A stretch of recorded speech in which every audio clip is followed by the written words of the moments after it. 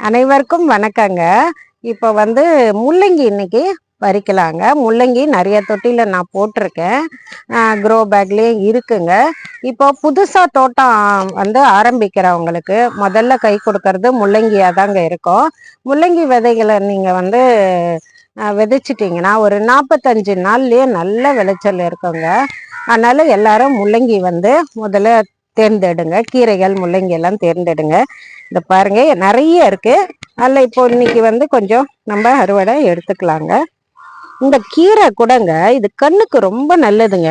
அதனால கீரையை கூட பொரியல் அந்த மாதிரி கூட்டு பண்ணுங்க. இதை பாருங்க முள்ளங்கியோடைய வளர்ச்சி.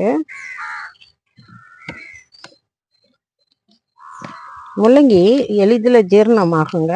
உடம்புக்கு ரொம்ப நல்லது. அதை வச்சு பலவிதமான சமையல் நம்ம செய்யலாங்க. இது பாருங்க.